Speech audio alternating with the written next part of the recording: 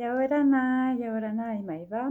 Aujourd'hui, je fais une vidéo et je vous remercie à nouveau pour vos abonnements, pour la participation au direct. Je referai un direct prochainement. En fait, ce soir, pour aujourd'hui, j'avais vraiment envie de faire un enregistrement.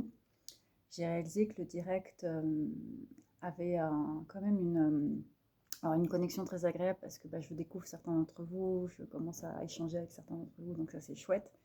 Ça a plus de vues quand même que la plupart de mes vidéos. Après, ça dépend bien sûr de comment j'intitule mes vidéos. Mais par contre, comme c'est au collectif, je me suis aperçue que ça me fatiguait plus que quand je reste dans ma bulle à partager mes savoirs. Ce qu'on m'a d'ailleurs reproché, ce qui m'a fait rire,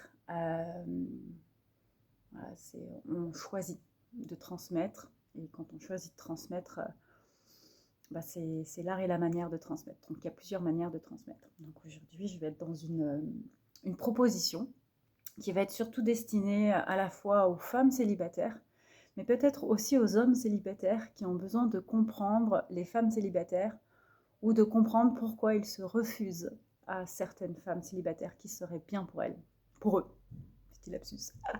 Parce que je suis une femme, donc moi je pense au bien pour moi en tant que femme. Alors oui, on va cadrer tout de suite. J'ai toujours eu très peur d'être en couple, du fait de mon histoire.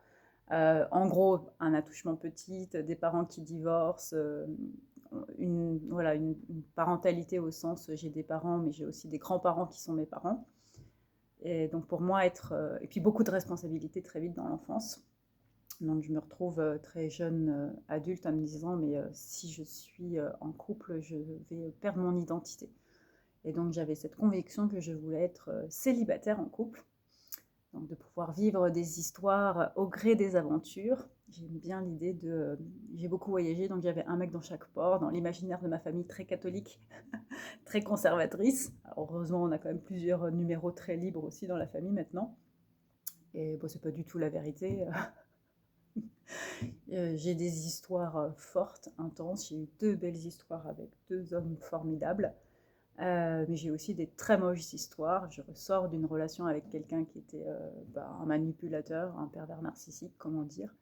Et je suis assez persuadée que je suis rentrée dans cette histoire par solidarité, par effet d'anthropologie, parce qu'en fait, je m'aperçois que j'ai pris énormément de notes et que j'ai beaucoup observé. Après, ça n'empêche pas les faits. Et ça reste peut-être une répétition de l'aspect victime, puisque quand on est gamin touché à 4 ans, on est une victime. Donc je suis assez consciente de tout ce que j'ai répété. Mais pour placer le propos sur femmes célibataires, hommes célibataires, c'est important de dire ce que j'ai vécu. Aujourd'hui je suis à nouveau célibataire, ça me fait du bien, je suis contente de l'être. Et je sens qu'une relation arrive, parce que je suis connectée, je suis chamane et que je le souhaite. Je médite beaucoup sur une relation que j'aurais pu avoir au moment où j'étais sous cette emprise et qui, du coup, forcément, c'est pas faite. Ça, ce serait aujourd'hui mon travail du moment. Maintenant, en tant que thérapeute, j'accompagne, alors c'est sûr, beaucoup plus de femmes que d'hommes, parce qu'en général, tout ce qui est thérapie, comme la femme est dans une identité qui se questionne sur la valeur du soi au sens intérieur, je vous réfère à Françoise Lhéritier, par exemple, qui est très intéressante sur la manière de comprendre comment a été construite l'identité de la femme et l'identité de l'homme, notamment par rapport à notre corps, à notre S, je ne dirais pas le mot, et donc comment on est en S entrant, S sortant. Et donc pourquoi la femme, elle a beaucoup plus cette notion d'émotion dans son identité, que ça fait plus partie de son, émotion, de son identité, l'émotion. Donc d'aller inspecter ses émotions, ça fait partie du féminin. Et du féminin construit, j'ai envie de dire les deux, parce qu'on peut tout à fait avoir bien sûr plein d'émotions en tant qu'homme et en tant que masculin. C'est juste que la société a dessiné en fait une image de la femme comme un être plus émotionnel, plus lunaire que l'homme. Alors ça peut s'expliquer par des facteurs biologiques, mais il y a aussi des facteurs clairement sociologiques qui nous poussent à être dans cette croyance. Je suis désolée, je connais plein d'hommes qui sont très très sensibles, parfois beaucoup plus sensibles que certaines femmes. On en revient sur comment chacun place son féminin, son masculin. J'avais envie de parler aujourd'hui parce que j'ai fait une méditation pour travailler sur ce que moi je travaille. Donc je vous expliquer ce que je suis en train de libérer, de traverser, de ressentir, donc comment me préparer, parce qu'en fait quand l'univers il vous prépare à une belle rencontre, vous dites j'ai envie d'être prête. Comme je vous dis, la dernière fois j'ai eu une belle rencontre, c'était le jour du décès de mon chat, donc c'était pas le bon timing comme on dit, c'est comme ça. Et quand je me dis, bah, on va essayer d'éviter.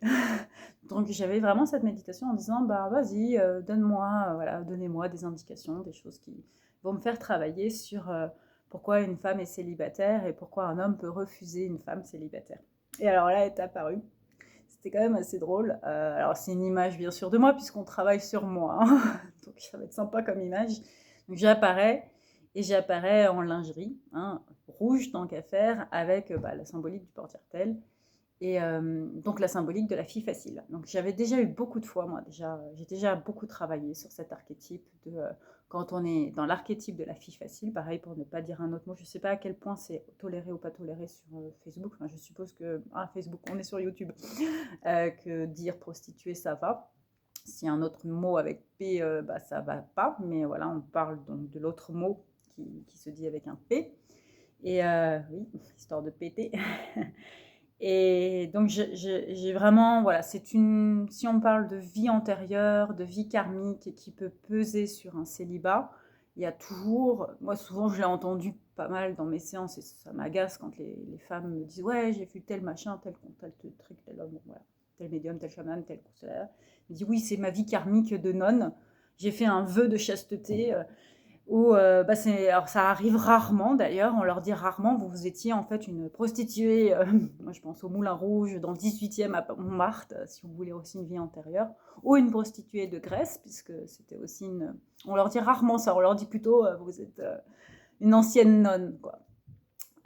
Oui, bah en fait dans ces cas-là, on parle d'un archétype qui est dans nos astres, qui est l'archétype de la Vierge folle, la Vierge sage. Donc c'est vraiment une manière de comprendre que, bah oui, il y a un archétype fort chez les femmes.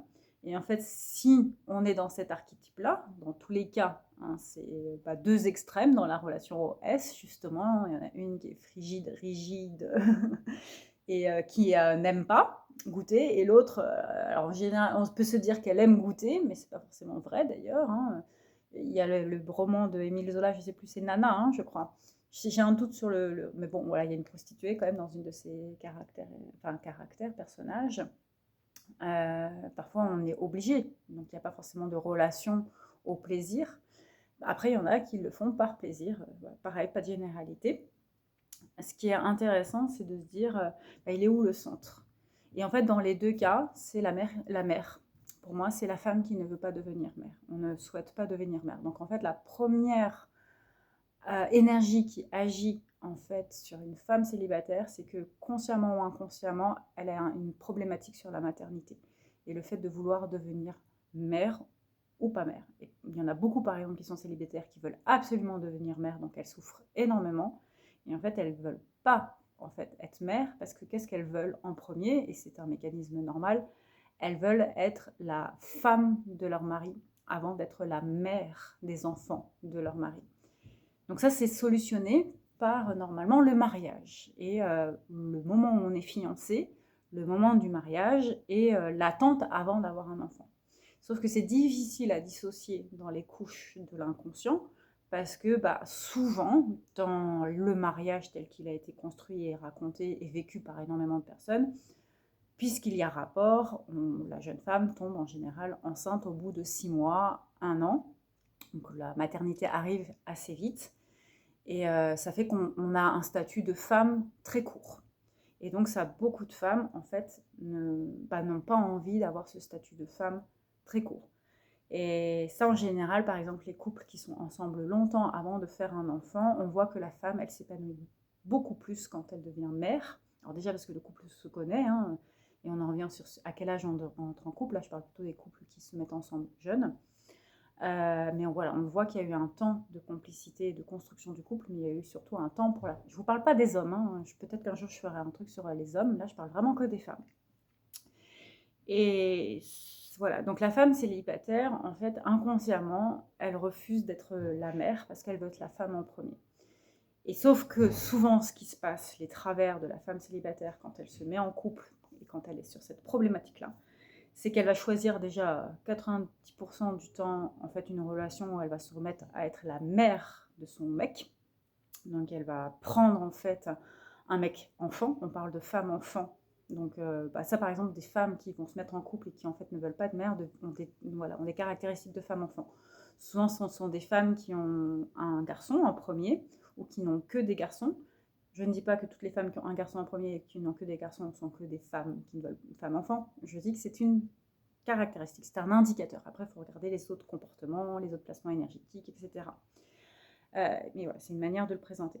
Donc en fait, elle va choisir, la femme célibataire, de se mettre avec des mecs qu'elle va porter. Et donc ça va l'épuiser, et elle va surtout épuiser son féminin. Parce qu'en fait, il faut comprendre que pour attirer la bonne relation à soi, il est important d'être dans un équilibre féminin-masculin, mais avec une majorité féminine. On va dire par exemple à 55%, 60% pour une femme, et un homme, c'est pareil.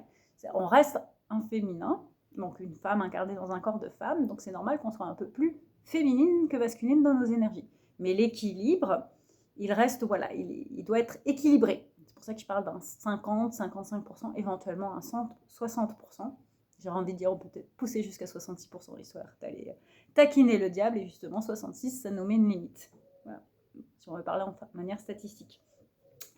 Donc elle va choisir voilà, de porter, de se mettre dans... Si elle n'arrive pas à se mettre en couple et qu'elle crée des frustrations parce qu'elle n'arrive pas à se mettre en couple, souvent ce qui est déporté... Alors je vais faire juste une pause pour aller vérifier mes pois chiches, je reviens. Ouais, j'ai coupé les pois chiches, parce que si vous saviez le nombre de fois où j'ai cramé des pois chiches. C'est marrant de parler de pois chiches quand on parle de femmes, à part ça, je ne dis rien. Ce qui est aussi fort, c'est de voir donc ces femmes qui vont devenir très carriéristes et qui vont en fait tout déporter sur leur travail pour éviter de se retrouver face à l'échec de je n'arrive pas à être femme auprès d'un homme. Autre mécanisme que j'ai observé plusieurs fois dans mes séances, c'est une femme qui en fait n'ose pas se mettre en couple parce qu'en fait elle n'arrive pas à retrouver soit l'idéal du couple de ses parents dans le propre couple qu'elle incarne, donc en fait elle n'arrive pas à être à l'égal de sa propre mère, et elle n'arrive aussi pas à trouver un homme à l'égal de son propre père. Donc là on parle quand même d'un niveau qui est à la fois psychologique, mais qui va être aussi dans une relation à l'énergétique, parce qu'en fait, on va souvent trouver un enjeu de valeur et d'identité qui va se placer. Voilà. C'est marrant parce que je le vois et je le dis, et je me dis, c'est pareil, est-ce qu'il faut le dire sur YouTube? Ça va se placer dans l'utérus au niveau énergétique. Donc ça va la bloquer dans sa capacité à... Et en fait, ce qui se passe souvent, donc là dans les 3 cas que je vous donne, sachant que le premier dont je vous parle, elle arrive à se mettre en relation, mais parce qu'en fait, beaucoup d'hommes, pareil, je ne vais pas parler des hommes, je parle des femmes, cherchent inconsciemment une mère. Voilà, une bonne déguisée aussi, comme on dit, quelqu'un qui fait la cuisine, qui s'occupe des enfants, qui reste à la maison. Il y a tout un débat aux États-Unis avec ça. Ce qui est peut-être une très bonne chose. Parfois, je me dis qu'on s'est fait arnaquer, nous, les femmes modernes, parce qu'on doit tout faire. Et que finalement, rester à la maison, faire la cuisine, c'est quand même sympa. On n'a pas de... Voilà, bon, je crois que quand même, ce qu'on a gagné, c'est peut-être des droits. Bon, bref, on ne va pas rentrer dans le sujet, parce que ça va être un long débat pour moi. Ça va, en tout cas, entraîner un déséquilibre dans ses énergies, et notamment dans ce féminin. Donc, soit son féminin va devenir trop en fait maternant alors qu'il n'y a pas d'enfant, donc un déplacement des énergies, soit il va devenir trop travail, trop masculin, trop action, et donc il va s'appauvrir parce qu'en fait elle va oublier la douceur, l'attente, tout ce que le féminin peut représenter dans l'aspect fécond qu'elle a. Et c'est vrai qu'elle est le féminin est typique, c'est l'attente, c'est attendre, c'est être dans l'attente. C'est par exemple tous les archétypes qu'on a portés en étant des femmes de militaires, des femmes de marins, avec toutes les femmes qui ont attendu les hommes qui étaient à la guerre ou qui ont perdu des hommes à la guerre. C'est toute cette panoplie qui fait que on n'arrive pas à être mère, donc on déclenche des énergies qui nous déséquilibrent, et on se connecte à d'autres mémoires qui vont continuer de bloquer notre flux, et ça va se scléroser. L'autre chose, c'est de se dire, il y a la tentation. Donc si on revient toujours sur je refuse d'être mère, donc je veux être la femme. Et si je veux être la femme, je suis dans le S. Donc dans le S, ça veut dire que je suis capable d'apporter cette satisfaction. Et donc là, il y a un autre couac qui se passe, c'est-à-dire que, alors là, ça va être plutôt dans la relation du coup avec l'archétype inconscient de l'homme. Trop de S pour une femme trop S, on va dire, fait peur. parce que c'est pas son rôle et elle pourra jamais devenir mère. Donc du coup, inconsciemment, parce que s'il y a trop de S, il y a des croyances limitantes chez les hommes compris, que une femme ne doit pas aimer ça, une femme ne doit pas apprécier ça, une femme a une certaine monotonie. Pareil, ça a évolué, je vous parle d'archétypes, hein, c'est des choses anciennes, archaïques. Je ne dis pas que c'est différent aujourd'hui, mais ça reste quand même présent dans les archétypes. Et donc elle va s'enfermer dans ce picorage, voilà, et elle va devenir un autre archétype, qui est donc lui aussi très masculin, qui est le Don Juan. Donc elle va devenir, sauf que façon femme, donc la mangeuse d'hommes. Ça va nous relier à un très gros autre archétype qui est très fort quand on se relie à cette énergie de la fille de joie, de la fille prostituée, c'est qu'on devient une succube. On devient les nymphes, mais qui dévoraient les hommes. Et donc c'est très intéressant de se dire que la succube, c'est le serpent, c'est l'anguille. Pareil, pas faire de métaphore, mais vous comprenez bien que c'est une métaphore du masculin et de l'anatomie masculine. La grande, on va dire, détentrice de l'énergie de cet archétype-là, c'est celle qu'on appelle Lilith. Alors Lilith, c'est une sacrée mastodonte à la fois en astrologie, à la fois en mythologie. Et du coup, elle est, en termes d'inconscient, elle cohabite pour moi avec la succube. Pour moi, ce sont vraiment, d'ailleurs, c'est pour ça qu'elles ont des noms différents, mais elles vont avoir une énergie en commun, comme haine. Ouais, la haine de l'homme. Hein, voilà, moi, ce qui me terrifie, si on parle encore de ce qui se passe aujourd'hui dans le féminin, c'est les féministes qui veulent finalement détruire l'homme, castrer l'homme. Donc voilà, ça va être la castration de l'homme. Donc on a plein de mythologies là-dedans. Donc les Amazones qui quand même démembraient, coupaient des membres aux hommes pour pas qu'ils fassent la guerre, parce qu'ils savaient très bien que l'instinct testostérone faisait que les hommes avaient envie de faire la guerre quoi qu'ils fassent, donc on fallait les diminuer pour pouvoir se couper un sein, pour pouvoir mieux tirer, faire elles-mêmes la guerre, donc enlever une part de leur féminité. Donc ce qui va relier pour beaucoup de femmes là aussi, en fait, c'est quand on commence à bloquer un flot d'énergie, on va se connecter à plein de blocages qui vont constituer cet arbre, voilà, une série de nœuds. Et donc, ce qui se passe souvent, c'est par exemple sur une des raisons, on va dire, énergétiques du cancer du sein, c'est la reliance à l'Amazone, hein, la reliance à cet aspect guerrière. Ça peut être plein d'autres raisons au niveau énergétique, mais en tout cas, si je vous parle de cet archétype-là, c'est vraiment l'enjeu de, inconsciemment, je castre l'homme, j'avale son membre, j'avale son masculin pour le dominer. Je le mets sous soumission. Donc c'est pas étonnant que du coup, si on se dit pourquoi une femme est célibataire, parce que t'es trop une fille de joie, parce qu'en fait, si tu fais le raccourci, c'est une fille de joie, c'est une Lilith, c'est une succube, donc le mec il a peur de mourir et de perdre son attribut à lui de fécondité. On dit, oui, je peux comprendre. Voilà, donc comment je travaille dessus, ça m'intéresserait beaucoup. Et en fait, ce qui pour moi est assez drôle, et aussi intéressant de dire, c'est comment je travaille dessus. Je me rappelle d'une très grosse mémoire que nous on a beaucoup quand on est femme, alors quel que soit notre statut, en couple ou célibataire, ou entre, comme on dit toujours sur Facebook, c'est compliqué, hein, en triangulaire, ou bref, dans votre vie, quoi. Tout ça, ça relie à l'archétype de la sorcière. Et pour moi, c'est les mémoires du procès dans les Pays basques qui accusent les premières femmes de sorcellerie, alors qu'en fait, ces femmes-là ont des pratiques de plaisir intime et peuvent se débrouiller dans leur S sans les hommes. Et ça dérange beaucoup à l'époque. Aujourd'hui, je crois que ça commence à être un peu plus accepté. Mais là encore, c'est questionnant. Pour moi, c'est l'autre mythologie, l'autre roman, l'autre archétype de Esmeralda et le prêtre.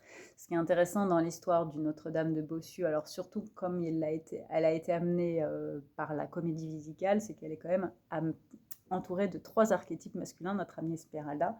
Mais qu'est-ce qu'elle représente? Alors, c'est pas une fille de joie, c'est une fille du voyage, c'est quand même différent. Mais c'est une femme libre, c'est une femme rebelle. Et en fait, elle tombe quand même amoureuse de celui qui est pris. Voilà, elle ne tombe pas amoureuse, entre guillemets, de son bourreau, parce que le prêtre, entre guillemets, c'est celui qui lui met le procès. Et elle ne tombe pas non plus amoureuse de son ami, parce qu'il est déformé, ou il n'est pas beau dans l'apparence, mais d'une certaine manière, il ne lui fera pas de mal. Et moi, ça me fait penser à Cyrano de Bergerac, encore, si on fait des liens dans les mythologies qui agissent sur cette mémoire. Donc, résultat du compte, si on enlève les couches de tout ça en se disant, mais finalement, c'est quoi là encore le nœud fondamental pour aider les personnes à travailler sur, ok, bah, si tu es une femme libre, ne la laisse pas tomber, elle est si fragile, c'est une femme libérée, tu sais, c'est pas si facile, hein. Donc une femme indépendante, une femme libre, une femme qui s'assume dans son corps sans pour autant aller chercher l'archétype de bah, inconsciemment je refuse d'être mère, et il y a plein de personnes en couple et d'hommes et femmes qui ne veulent pas être parents, donc je pourrais peut-être trouver quelqu'un dans cette énergie-là, ou soit finalement c'est une peur ponctuelle et ça se fera parce que bah, c'est ce que l'on veut, avec la bonne personne, pareil. Ou soit je trouve quelqu'un qui a déjà des enfants parce que ça permet de... Je dis toujours, tout le monde parle tout le temps de la ménopause et de la périménopause comme un truc horrible. Je dis, bah attendez, ça enlève énormément de pression quand même dans le rapport à l'homme et à la femme et dans le corps de la femme, tout ça. Donc moi j'ai du mal à comprendre. Mais bon, c'est comme ça. C'est encore une manière de construire pour moi notre rapport, le rapport au corps de la femme. On se mêle des affaires qui ne sont pas les nôtres. Enfin, qui sont pas... Voilà. Bref, vous avez compris. Bref, tout ça pour dire que si je suis dans cet archétype, donc je suis une femme célibataire, il y a, voilà, je vais faire un petit résumé avant d'aller dans l'essence de la couche énergétique qui est de la cellule. Voilà, ça y est, j'arrive à trouver le mot, c'est important. Je suis célibataire parce que inconsciemment je veux être la femme avant d'être la mère. Solution, fiançailles. C'est ça que ça sert. Prenez, tant qu'à faire, un joli diamant, c'est mieux, et barrez-vous avec. Ah, Céline, non, c'est pas bien ce genre de blague. D'accord, on est sérieux, on fait un... Donc, voilà, on veut être la femme en premier avant d'être la mère. Parfois, on veut être la mère avant d'être la femme. Je ne parle pas de cet archétype-là, hein, ok ? Là, je parle de inconsciemment, on veut être la femme avant d'être la mère. Donc, on se retrouve célibataire, et donc inconsciemment, puisqu'on a ce refus avec mère, on se retrouve à être mère du mec. Génial, sympa, je vous le déconseille, c'est pas très cool. Ou on se retrouve à être carriériste, parce qu'en fait, on a tellement peur de cet aspect maternité qu'on va contrôler, donc on va être dans un surmasculin. Ou on va se retrouver dans l'exploration S de notre corps, qui va nous relier à un archétype finalement très fort dans le fait d'être femme. C'est si je veux être femme, c'est je suis une femme libérée. Une femme libérée, c'est une P, prostituée, c'est Lilith, c'est la succube, c'est Esmeralda, c'est la sorcière. Et en fait, ce point de cheminement nous amène à la puissance de la femme. Pareil, je ne dis pas que les hommes ne sont pas puissants. Il y a beaucoup de puissance chez les hommes et chez les masculins, mais on parle des femmes. Et moi, ce qui m'a interpellée là, quand j'ai eu cette méditation, c'est que je suis tombée sur une vidéo, je ne savais pas tout ça, de Sharon Stone, qui est quand même une femme magnifique. Alors, j'aime pas du tout Basic Instinct, parce que justement, on est quand même sur un truc hyper S, et on ne retient que ça, hein, cette scène. En tout cas, voilà, quand on est en études, j'ai fait des études de communication, j'ai beaucoup fait d'études sur le cinéma, j'ai regardé plein de films, plein d'extraits de films pour comprendre les choix de réalisateurs, le storytelling, bon bref. Donc, Basic Instinct, c'est quand même un film qui a marqué sa génération par justement ce pari et cette scène improbable avec Michael Douglas. Oui, je sais plus, j'ai un doute. Bon, bref, elle est dans l'archétype de la femme fatale, Sharon Stone. Et quand vous l'avez regardée, c'est quand même une très belle femme. Enfin, je veux dire, elle a un visage, enfin, il est magnifique. Et en fait, là, j'ai appris qu'elle s'était mariée et qu'elle avait énormément de mal à avoir un enfant. Bah oui, parce que forcément, on la fout femme fatale. Elle n'est pas censée être la femme, elle est femme fatale. Donc inconsciemment, alors après, il y a son corps et son histoire, hein, mais je vous dis ce que je vois de l'extérieur. Mais le pire de l'histoire, c'est qu'elle arrive à avoir son enfant et son mari qui la trompait. Donc vous imaginez tout l'inconscient pour la réduire, en fait, réduire sa beauté. On me dit souvent, moi on me disait souvent, ah Céline, t'es célibataire, bon bah toi en gros t'es célibataire parce que tu le choisis, parce qu'en gros je suis une jolie fille, ou j'ai un beau corps, ou je plais. Donc moi déjà je trouvais ça très très dur pour les filles qui entre guillemets sont moins jolies, et encore je trouve que c'est relatif parce que pour moi il y a de la beauté en chaque femme, mais bon, pas en chaque homme, je suis désolée, la femme est un être bien plus beau que l'homme. Je trouvais que ça c'est assez hallucinant, quoi, de dire forcément c'est pas parce que tu le subis, c'est parce que tu le choisis. Et je dis ouais, mais en même temps en général souvent, et puis sinon l'autre truc qu'on me disait, ah oui non c'est ça, on me disait souvent, oui de toute façon t'es tellement belle, tellement intelligente, tellement un beau corps, tellement machin que tu dois faire peur. L'autre, mais croyance limitante, n'empêche que Sharon Stone, c'est de ça dont on parle. Je trouve que finalement, ce que je peux en conclure d'un œil extérieur de ce qu'on nous raconte dans les médias, c'est elle avait tellement tout que son mari a trouvé une manière de la mettre sous soumission. Et une femme aussi magnifique a vécu une histoire aussi terrible. Et c'est pas la seule. Après, il y a plein de femmes, par exemple, si on prend Hollywood, qui sont des femmes magnifiques et qui choisissent d'être célibataires. Et on en parle souvent. Vous savez, pour justement dire aux femmes, mais c'est pas si grave d'être célibataire, hein, être une Catherinette. Celle qui est célibataire et qui est magnifique, c'est Charlize Theron. Elle est magnifique, cette femme. Hein. Célibataire, elle a adopté des enfants. Une autre femme qui est magnifique, Lucy Liu. La nana hyper forte, tu vois. Célibataire. Pareil, elle a choisi de faire son enfant, d'adopter son enfant. Celle qui, pour moi, je l'ai toujours perçue comme une femme célibataire. Et pourtant, elle a eu 6 enfants, je ne sais plus. C'est Angelina Jolie. Et quand elle était en couple avec Brad Pitt, je me dis, mais cette fille n'est pas faite pour être en couple, elle est célibataire. Et c'est complètement, un jugement de son énergie, parce qu'elle dégage cette capacité à être puissante par elle-même. Bon, ça pareil, c'est ce qui est arrivé dans leur couple leur appartient. Et je trouve qu'elle dégage cette énergie de femme puissante. Quoi qu'on pense d'elle. Et l'autre personne qui, je trouve, dégage une énergie de femme puissante, de fait de ce qu'elle a vécu de Angelina Jolie, c'est Jennifer Aniston, qui a choisi elle aussi de rester seule. Donc le propos, c'est de dire, quand on glisse dans cet archétype-là, on glisse dans une femme qui devient puissante et qui, en fait, choisit comment elle va être accompagnée. Elle choisit son couple.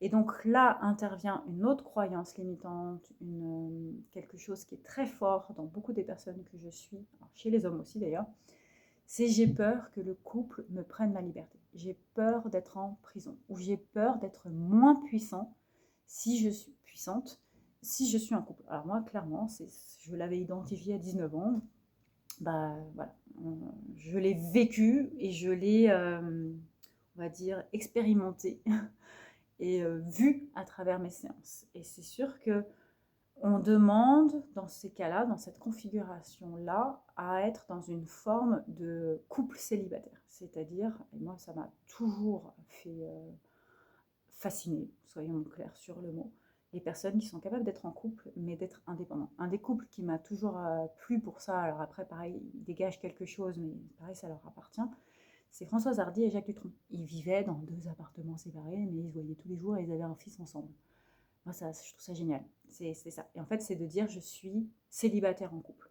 Je suis capable d'être seule, d'être dans mon identité, d'être dans ma dépendance, mon indépendance, et d'interagir avec un partenaire qui va avoir la même attente.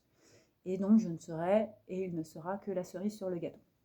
Le gâteau est là, et la cerise vient comme un complément au gâteau. La difficulté de cet archétype-là, c'est que, alors bien sûr, on devient plus exigeant en amour, et je pense que c'est important d'avoir des standards, clairement. Mais en tout cas, là, sur la relation de 2 ans, qui a quand même été une relation d'apprentissage, probablement de sociologue, chaman inconscient, c'est que j'ai un peu laissé mes standards de côté. Voilà, c'est comme ça. Mais j'ai tellement l'impression d'avoir voulu investiguer quelque chose, comprendre quelque chose, voulu aller dans les couloirs de Hadès, peut-être par esprit, par solidarité, mais aussi par dysfonctionnement énergétique, probablement, ça c'est sûr. C'est là où un chaman peut aider. C'est intéressant de se dire, quand je me mets en couple, c'est sûr d'ailleurs, je le conseillerais, je me ferai nettoyer énergétiquement, et je vais voir un énergéticien ou un chaman régulièrement, pendant au moins les 6 premiers mois, tout simplement pour être certaine d'être au fait de la clarté de la rencontre énergétique que je suis en train de faire. Et doit être donc dans une relation que je choisis. Là, je vous parle de cet archétype-là. Ça veut dire que ce qui fait aboutir la réflexion, c'est de dire finalement, quand j'ai cet archétype qui fonctionne en moi, j'ai conscience que ce que je cherche, c'est une relation que moi j'appelle célibataire en couple, donc quelqu'un qui est capable d'être indépendant, mais avec un compagnon, une compagne de vie. J'aurais envie de dire un power couple, mais alors pas du tout à la Brad Pitt ou à la Angelina Jolie, pas du tout non plus à la Renée et à Céline. Pour moi, c'est un autre power couple, ça, parce qu'il y a d'autres archétypes qui se jouent. Mais c'est 2 personnes qui sont capables d'être lumineux dans leur parcours professionnelle, amicale, mais qui vont s'aimer dans cette complémentarité. Donc c'est une forme, voilà, et ce qui rend finalement souvent la relation assez, voilà, je le redis, assez exigeante, mais dans le bon sens du terme. C'est-à-dire qu'on place j'entends un protocole, des règles, et on sait pourquoi on est dans la relation. Et donc là, mesdames, j'ai envie de vous dire que ce type de relation, déjà, ça se travaille dans tout ce cheminement de croyance, de conscience et d'archétype. Dans tout ce cheminement aussi de redevenir femme et féminin, donc de poser, déposer, reposer votre féminin, donc prendre des temps de pause, et donc peut-être de vous materner vous-même, pas les autres, donc d'apprendre à vous donner de l'amour pour pouvoir être dans cette position féminine qui est plus souvent difficile parce qu'on est plus dans le masculin quand on a cette tendance-là. Et si on est vraiment dans le bout du féminin, c'est d'avoir compris la grosse question de est-ce que l'on est choisi ou est-ce que l'on choisit. Dans cette posture-là, on doit être choisi. Cette posture-là. Donc ça veut dire que c'est à l'homme de venir vers vous. Dans d'autres postures, c'est à vous de choisir. C'est vraiment important de comprendre est-ce qu'on est une reine, est-ce qu'on est une princesse, est-ce qu'on est une impératrice. Okay, non, c'est de dire je le choisis par les énergies, mais ça se manifeste par sa démarche volontaire à lui. Sinon, il n'y aura jamais d'inégalité et d'égalité dans le couple. Il n'y aura que des déséquilibres énergétiques. Voilà, donc c'était le partage du jour. Est-ce que j'ai autre chose à dire? Bon, ouais, non, j'ai tout dit. Voilà, ça me fait du bien. Ça faisait longtemps que je n'avais pas fait une vidéo pour la chaîne. J'aime bien parler d'archétypes. Il y en a beaucoup. Et c'est celui-ci qui m'est venu. J'espère qu'il y en aura d'autres parce que c'est vraiment un sujet pas très fort de se poser la question de c'est quoi l'archétype qui travaille et qui traverse une personne. Et donc, il faut comprendre qu'il y a beaucoup d'archétypes. Alors, si on est jungien, on se dit qu'il y en a 16. Il y a beaucoup de choses qui sortent aujourd'hui il y a 12 archétypes, mais en fait, c'est une manière de réinterpréter les signes astro. Là, je vous ai proposé, par exemple, l'archétype astral, là-dessus, c'est le signe de la Vierge. Mais en fait, pour moi, il y a quasiment autant d'archétypes qu'il y a de création d'archétypes. Donc, ça veut dire qu'il peut y en avoir beaucoup. Si on est sur une approche énergétique, l'énergie, et le chaman nous dit toujours qu'il n'y a qu'une énergie, que l'on est dans l'unité. Donc là, on parle de qu'est-ce qui me fait séparation avec l'unité. Et ce qui fait séparation, je dirais, avec l'unité, dans cette expérience-là, dans ce cheminement-là, c'est effectivement, si je choisis, entre guillemets, inconsciemment, dans l'unité, il y a un homme et une femme, et il y a des milliards d'individus. C'est pas parce qu'on est séparés en termes de chair qu'il n'y a pas d'unité. C'est plutôt dans la manière dont j'approche l'expérience et l'énergie. Donc si je me positionne en disant inconsciemment je préfère être femme avant d'être mère, voilà, on pourra peut-être un moment aborder la question de je préfère être mère avant d'être femme, et puis il y a aussi de je préfère être enfant avant d'être adulte, et donc en tant que femme ça va avoir un impact, etc. Alors, je dirais que là où il y a rupture par rapport au processus de l'unité, donc au processus communautaire, c'est tout simplement dans le cycle de la vie. Et c'est sûr que cet archétype peut avoir un impact, voilà, je trouve assez, je vais me permettre de lire en tant que personne, en tant qu'être humain, injuste pour la femme, puisqu'il y a une attente du fait de son rôle dans la reproduction de la vie. Après, voilà, l'univers, il est bien fait. Et il y a donc normalement dans l'équilibre naturel des choses, toujours un peu plus de femmes que d'hommes, pour justement assurer la reproduction, et pour assurer aussi que certaines femmes ne font pas d'enfants. Et c'est ça aussi leur nature, tout simplement pour pouvoir accompagner celles qui en font dans l'éducation de leur enfant. Donc avoir une autre forme de transmission. Donc je dirais que ce qui travaille aussi dans l'unité. J'ai commencé par ça d'ailleurs, inconsciemment, donc c'est marrant parce que finalement j'ai donné la clé dès le début. C'est finalement quelle est la modalité de transmission que vous donnez au monde. Et une fois qu'on a compris ça, on peut mieux comprendre ce que l'on va apporter dans la transmission en formant ce couple. Après voilà, si vous avez tout simplement pas envie d'être en couple, il n'y a pas d'archétype, c'est une décision. C'est seulement si ça vous fait envie que ce processus peut vous accompagner. Voilà. On verra si je parle des hommes, si jamais ils le méritent. Je peux être dur en affaires.